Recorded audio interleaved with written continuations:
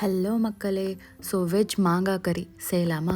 Summer start ஆகிடுச்சு. So mango season தான். கண்டிப்பாக அந்த டிஷ்ஷை ட்ரை பண்ணி பாருங்கள். ஸோ இதில் ஒரு பேன் எடுத்துகிட்டு அதில் ஆயில் போட்டுட்டு ஒரு கையளவுக்கு கடலப்பருப்பு, உளுத்தம்பருப்பு, அதுக்கப்புறம் 4-5 காஞ்ச மிளகா, ஒரு டீஸ்பூன் மல்லி, வரமல்லி, அப்புறம் 1/2 டீஸ்பூன் ஜீரகம், அப்புறம் 1/4 டீஸ்பூன் வெந்தயம், அதுக்கப்புறம் இது கூட ஒரு மூடி தேங்காய் ஆட் பண்ணிக்கோங்க. இது எல்லாமே நல்லா ட்ரை ரோஸ்ட் பண்ணிக்கோங்க.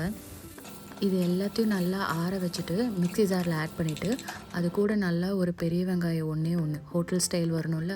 ஸோ அதெல்லாம் சேர்த்து ஒரு பேஸ்ட்டாக கிரைண்ட் பண்ணிக்கோங்க.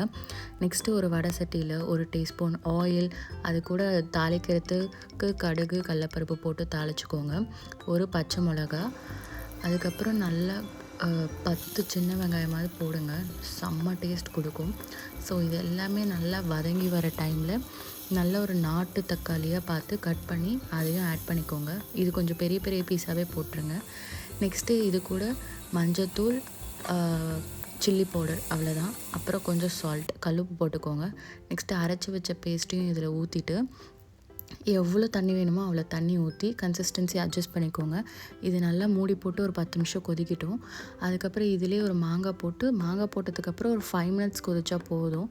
நல்லா சுட சுட சப்பாத்தி, ரைஸு, தோசைக்கு மெயினாக புளிப்பாக டேங்கியாக இந்த சம்மருக்கு செம்ம டேஸ்டியாக இருக்கும். ட்ரை பண்ணி